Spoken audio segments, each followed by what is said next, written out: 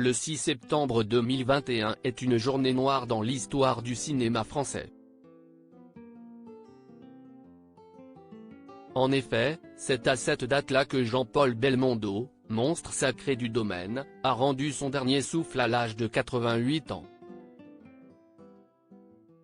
Le JW Marriott Cannes, l'un des hôtels 5 étoiles les plus emblématiques de la Croisette, a ainsi rendu hommage à la vedette de Pierrot le Fou en décorant l'une de ses luxueuses chambres d'un portrait XXL de Catherine Deneuve en laissant l'acteur disparu, un homme avec qui elle a partagé l'affiche à de nombreuses reprises, La Sirène du Mississippi, Le Sauvage, Les 100 et Une nuit de Simon Cinéma.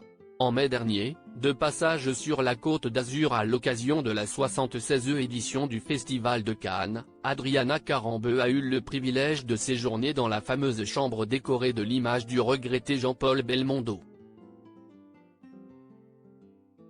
Un lieu qui a visiblement donné de l'inspiration à celle qui a défilé pour de grands couturiers, comme Thierry Mugler ou Karl Lagerfeld.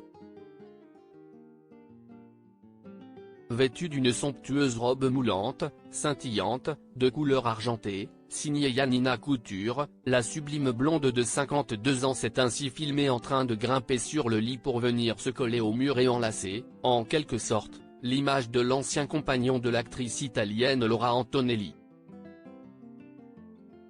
Une vidéo qu'elle a publiée sur Instagram vendredi 19 janvier et qui n'a pas vraiment été au goût des internautes. Supérieur à Cannes 2023, Adriana Carambeu, Carla Bruni. Les stars subjuguent la Croisette du grand n'importe quoi. Si Adriana a voulu rendre un hommage poétique à Jean-Paul Belmondo, ses abonnés n'ont visiblement pas compris la subtilité de son message. En commentaire, ces derniers n'ont ainsi pas manqué de faire part de leur désapprobation, n'importe quoi. Ridicule. Adriana est une femme sublime, mais là, sincèrement, elle se ridiculise. Du grand n'importe quoi. Depuis quelque temps, ses posts se ressemblent à ceux d'une adolescente écervelée. Une femme aussi intelligente, décevant. Ne fais pas ça Adriana. Tu es très belle, mais utilise ta beauté autrement qu'en te ridiculisant. Il lui arrive quoi à se frotter contre le mur ? Bien que rares, certains internautes ont tout de même tenu à défendre l'illustre ambassadrice de la Croix-Rouge en soulignant la démarche artistique de cette dernière pour rendre hommage au comédien disparu. Est-ce que faire partager une émotion, par une mise en scène est forcément le symbole du ridicule, comme je le lis dans les commentaires ?